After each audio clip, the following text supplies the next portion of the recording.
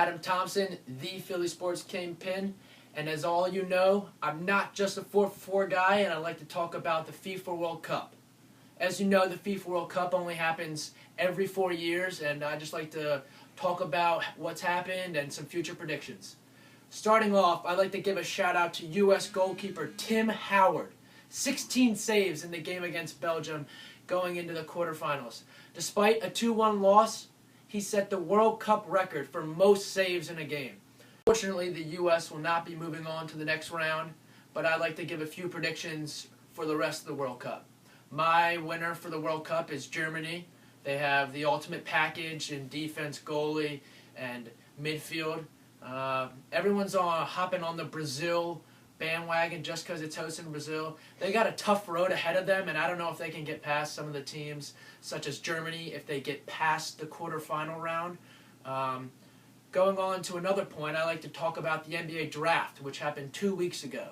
As you all know, the 76ers had the 3rd overall pick, the 10th overall pick, and 5 second-round draft picks. Sixers did some pretty crazy things with these picks, starting out with Joel Embiid, center from Kansas. Grew up from Cameroon in Africa. He's only been playing for 3 years, but he's already getting compared to who else but the Dream, Hakeem Olajuwon.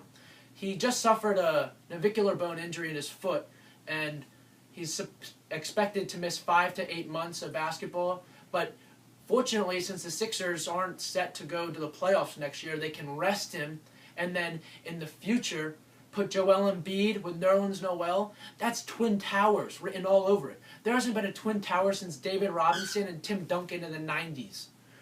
Put this combination together with MCW and then plus the 10th overall pick, who they got Dario Saric, some guy in Turkey who's blowing it up over there. He's not going to be coming over for 2 years, but like I said, this is all a rebuilding process. By tanking next year, they're going to have a high... This is all a rebuilding process. By tanking next year, they're going to have a higher first-round pick than they did this year, possibly the 1st overall. Because on paper, the team's lackluster. They don't have the depth that other teams have, and they can't compete like they did last year. So get another top 5 pick to go along with the Dario Saric in 2 years, coming over from Turkey. Small forward, power forward, 6'10", can shoot the ball on the outside, can drive, really has a natural presence to getting to the rim. Plus with Nerlens Noel and Joel Embiid down low, 2 7-foot beasts who can block the crap out of you and just dominate in the paint with the facilitator of Michael Carter-Williams, who just won Rookie of the Year, get another 2 draft picks in the future, and the Sixers have a great future going forward. I like what Sam Hinkie's done with this Sixers team. Thank you for listening, and stay tuned to the next episode of The Philly Sports Kingpin.